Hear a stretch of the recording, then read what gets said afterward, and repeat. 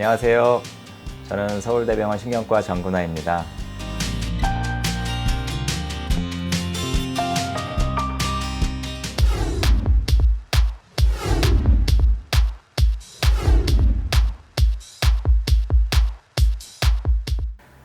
저는 오늘 여러분들께 우연히 뇌혈관 협착이 있다라는 그런 진단을 받았을 때 어떻게 이해하고 치료해야 하는가에 대한 말씀을 드리고자 합니다.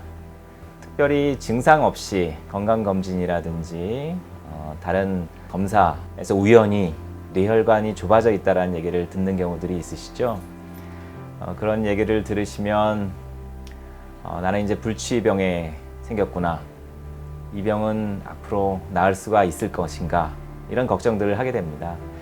사실 뇌혈관 협착은 불치병도 아니고 낫기 어려운 병도 아닙니다. 그래서 정확하게 여러분들이 뇌혈관 협착에 대한 이해를 통해서 걱정 없이 어떻게 관리해야 되는지에 대해서 말씀을 드리겠습니다. 뇌혈관 협착 결과를 이해하기 위해서는 뇌라는 장기를 조금 이해할 필요가 있습니다. 뇌는 다른 장기랑 틀리게 혈관으로 혈액을 받는 과정 중에서 그게 원활하지 않을 때 보충할 수 있는 방어 장치들이 상당히 많이 있습니다. 그중 한 가지는 자동 조절능이라는 게 있는데, 뇌혈관은 혈류가 부족해지거나 또는 과도하게 많아지거나 이런 상황에서 혈관을 수축하고 확장시킴으로써 혈류량을 일정하게 유지하는 능력을 가지고 있습니다. 이러한 자동 조절능은 혈관 질환이 있으신 분들한테 있어서 혈류가 부족해지는 상황에서 혈류를 증가시키는 굉장히 중요한 능력이라고 할 수 있습니다. 그래서 이러한 능력을 통해서 혈관 협착이 있다고 하더라도 우리는 뇌혈류를 유지할 수 있는 거죠. 하지만 이러한 자동 조절능도 혈관 위험인자들이 지속적으로 조절이 안 되고 부담이 누적이 되게 되면 점차 이런 조절능들은 상실되게 되어 있습니다. 두 번째로 뇌는 혈관들이 다양한 장소에서 서로 연결되어 있습니다. 그것을 이제 측부순환이라고 하는데, 크게 측부순환은 한 3가지 정도가 있습니다. 일단 뇌 바닥에서 뇌혈관은 오른쪽, 왼쪽, 앞, 뒤 혈관이 다이아몬드 모양으로 연결이 되어 있습니다. 그래서 한쪽에 혈관이 막히게 되더라도 여러 다른 쪽 혈관에서 혈류들이 넘어오면서 그 혈류를 보충하게 됩니다. 또한 뇌 혈관은 뇌 표면에서 서로 다 연결이 되어 있습니다. 그래서 국소적인 혈류 장애가 있다고 하더라도 쉽게 주변 영역에서 혈류를 끌어올 수가 있습니다. 이마저도 부족하게 되면 두개골 바깥에 있는 혈관들도 뇌 안으로 파고들면서 혈류를 보충해 주게 됩니다.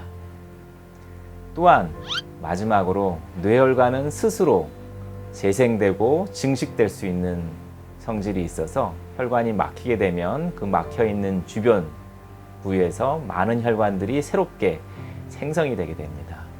따라서 뇌혈관 협착이 있다고 하더라도 우리는 뇌를 보호할 수 있는 다양한 장치를 가지고 있는 것이죠. 그래서 뇌혈관 협착이 있으신 분들은 방어 장치들이 건강하게 존재하는지 여부를 반드시 판단을 해야 되고, 그 결과에 따라서 어떤 치료적인 전략들이 달라질 수가 있습니다. 뇌혈관 협착이 발견되면 이러한 방어 기제 외에 반드시 확인해야 될 부분이 이 협착이 왜 생겼냐 하는 문제겠죠. 이 병변의 원인을 찾는 것입니다. 뇌혈관 협착의 가장 흔한 원인은 다양한 혈관 위험인자들에 대한 노출이겠죠. 고혈압, 당뇨, 고지혈증, 흡연, 비만 등의 다양한 원인들이 뇌혈관에 지속적인 부담을 주게 됩니다. 혈관벽에 지방과 염증 세포들이 쌓이게 되면 동맥경화판이라는 것이 형성이 되고, 그게 혈관벽에 일정 공간을 차지하게 됩니다. 점차로 증식하면서 혈관 내경으로 파고들게 되는데요. 우리가 이런 혈관 내경에 좁아짐으로써 어떤 혈류 부족 현상을 만회하기 위해서 우리 혈관은 혈관 재형성 기능이라는 바깥으로 혈관들이 확장되는 그런 보호작용들을 우선적으로 하게 됩니다.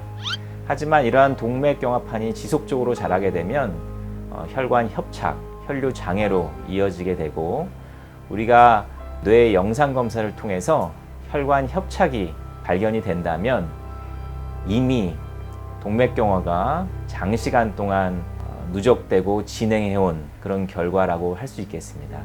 최근에는 이런 혈관 내경 협착에 따른 혈류 장애를 진단하는 것들이 동맥경화가 한참 진행된 후에 나타나는 그러한 현상을 확인하는 결과에 불과하기 때문에 이런 혈관벽을 조기에 확인함으로써 동맥경화의 상태를 진단하는 그러한 영상검사들도 많이 개발이 되어 있습니다. 이런 동맥경화 외에도 혈관벽에 문제를 일으키는 다양한 질환들이 있고 혈관의 염증성 질환이라든지 대사성 질환들, 유전성 질환들, 다양한 기능적 질환들이 있기 때문에 원인들을 판단을 하셔서 그 원인을 차단하는 노력들을 하셔야 합니다. 그 원인들이 확인이 되지 않으면 우리가 믿고 있는 그런 혈관의 방어 기제들도 점차로 무너져 내릴 것이고 결국 그 뇌혈관 협착은 비가역적 뇌 손상이라는 결과로 이어지게 될 것입니다. 예, 원인이 파악되고 이러한 원인에 대한 치료 전략을 세우는 것과 동시에 또 하나 반드시 고려해야 될 부분이 이러한 협착 소견에 대한 치료를 근본적으로 어떻게 할 것인가 라는 것입니다. 뇌혈관 협착은 크게 두 가지로 뇌 손상을 유발할 수가 있습니다. 말씀드린 가장 흔한 원인을 하나 예를 들면 뇌혈관 동맥경화증 같은 경우는 혈관 내경으로 파고들다가 파열되는 그런 과정을 통해서 갑작스럽게 혈액 세포들이 응집되는 그런 혈전 형성을 유발을 하게 됩니다.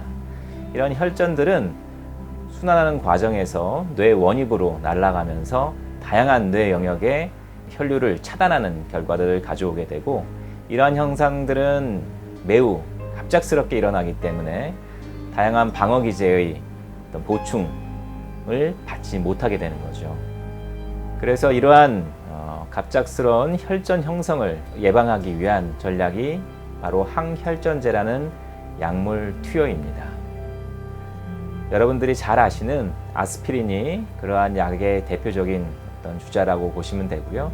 최근에는 이런 아스피린의 여러 가지 효과라든지 안전성을 조금 더 개선시킨 약들이 많이 개발되어 있고 그러한 약들을 서로 다른 기전의 영역에서 병합함으로써 훨씬 더 어떤 효과적인 항혈전제 전략을 취하기도 합니다. 네, 이러한 항혈전제 치료 전략 외에도 근본적으로 협착이 된 병소를 해결하는 그런 방법들을 고려하기도 합니다. 뇌혈관 협착이 있다고 해서 해당 영역의 혈류가 항상 부족해지는 것은 아니라는 말씀을 드렸죠.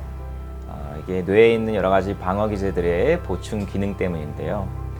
이러한 보충 기능 자체도 나중에는 점차로 기능이 떨어지는 경우에는 저혈류 뇌손상의 위험성이 상당히 증가하게 됩니다. 이런 위험성이 높다고 판단되는 경우는 우리가 스텐트를 이용한 혈관 성형술이라든지 동맥경화판 제거술 등을 고려하기도 하고 뇌에서 어떤 뇌혈관 우회술이라는 그런 수술적 치료를 통해서 어떤 우회 혈관들을 만들어주는 방법을 고려하기도 합니다.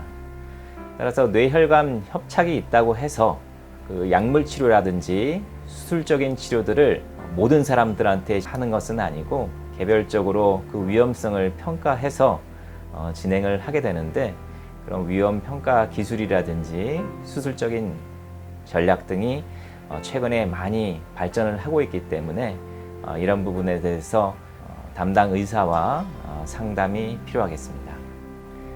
뇌혈관 협착의 치료 중에 정기적인 추적 관찰이 또한 필요합니다.